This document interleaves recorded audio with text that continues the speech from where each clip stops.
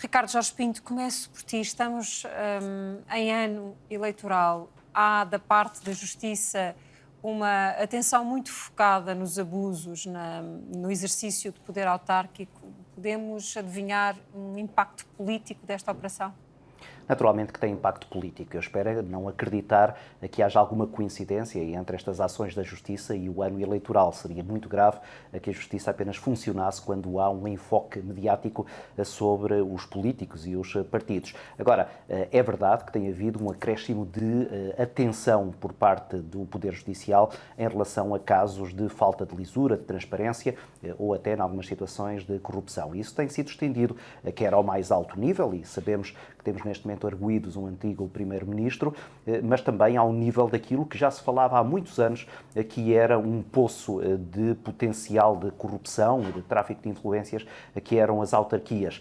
Várias organizações já tinham chamado a atenção para esse facto. Muitas vezes eram as próprias autarquias que atuavam no seu interior e que detectavam esses focos de corrupção, muitas vezes pequena corrupção que envolvia funcionários à revelia do próprio poder político instalado nessas mesmas autarquias. Mas por esses sinais, e quem está atento à imprensa local vai notando com muita frequência a existência dessas situações, se percebia que havia aqui alguma coisa que eventualmente deveria ser clarificada, se não até também indiciada e julgada, porque muitos destes casos, eventualmente, são casos que são cometidos, não diria com ignorância, mas se calhar com alguma displicência por parte de autarcas que, muitas vezes sem uma devida assessoria jurídica, cometem essas falhas, esses erros, que em alguns casos podem até ser crimes, sem ter noção absoluta daquilo que estão a fazer. Ricardo, nós na última reportagem que acabámos de ouvir,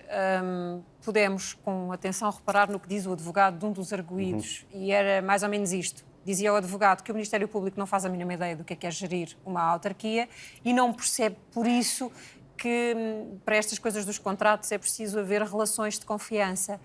Quando nós olhamos para a mancha geográfica desta ação da Polícia Judiciária, começamos a perceber que há um grau de informalidade em algumas câmaras, ou eu não queria generalizar, mas de facto a mancha geográfica é enorme já, mas que há alguma informalidade na gestão e no relacionamento com o dinheiro público.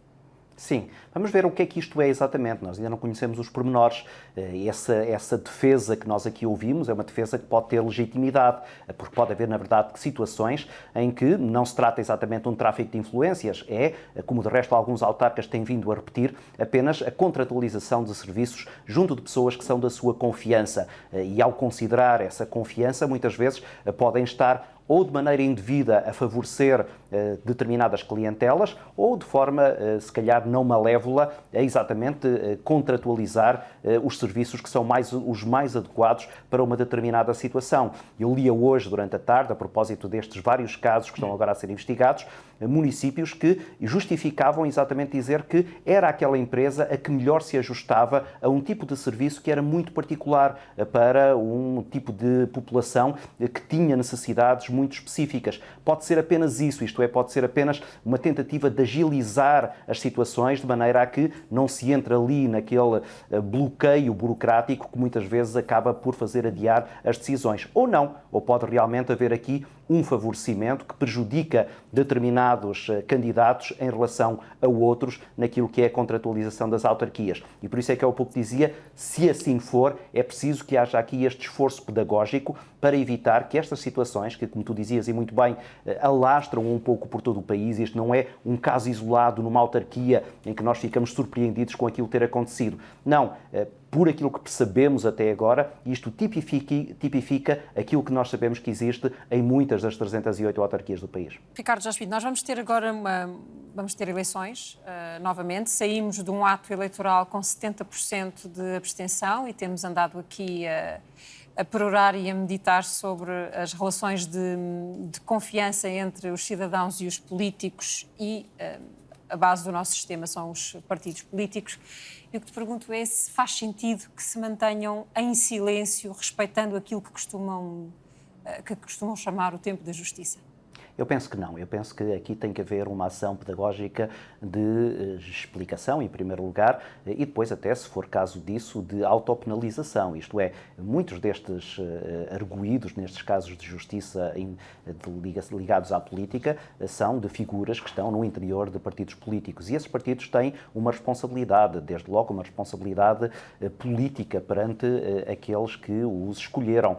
E, nesse sentido, essa fórmula, que é uma fórmula politicamente correta, de dizer à justiça o que é da justiça, à política o que é da política, na verdade acaba por ser muito pouco consequente naquilo que depois esbate e esbarra, que é o discurso político de prioridade no combate à corrupção, de mais reforço naquilo que são as medidas de transparência no interior dos próprios partidos, etc. E, portanto, tem que haver também aqui alguma coerência. Um político que sistematicamente diz que a corrupção deve ser combatida, deve depois, em primeiro lugar, procurar o combate a essa corrupção no interior do seu próprio círculo, muitas vezes partidário, ou então dos espaços de poder que esses partidos ocupam. E desse ponto de vista, e acho que a tua questão é muito pertinente, acho que deve aqui haver uma outra atitude por parte de quem tem a responsabilidade nesta matéria. Agora, salvaguardando sempre aquilo que nós sabemos que são direitos absolutamente inultrapassáveis, nomeadamente o direito de presunção de inocência de todos aqueles que são investigados pela Justiça, mesmo que elas sejam arguidos, acusados de algum crime grave. Eu insistia nesta pergunta, Ricardo, porque nós tivemos durante o último ato eleitoral um caso de um elemento de um partido que foi, a notícia veio a público, havia uma suspeita de que tivesse tido acesso indevido a fundos comunitários, a fundos europeus, e fez-se no debate político o maior silêncio à volta de tudo isto. Isto mina ou não a confiança? Mina a confiança, e quando nós muitas vezes fazemos diagnósticos acerca das razões da abstenção, ela pode perfeitamente radicar nessa falta de confiança que as pessoas começam a ter, ou têm e continuam cada vez mais a ter nos políticos e nas organizações políticas que eles representam. Como é que nós podemos, como é que um político pode apelar ao voto, mostrando exatamente a existência dessa relação de confiança, quando depois, ao seu lado, está alguém que, debaixo de suspeita judicial, não é capaz exatamente de prestar as contas que deveria prestar para que essa confiança seja depositada. Eu penso que essa questão da fiscalização é aqui absolutamente central.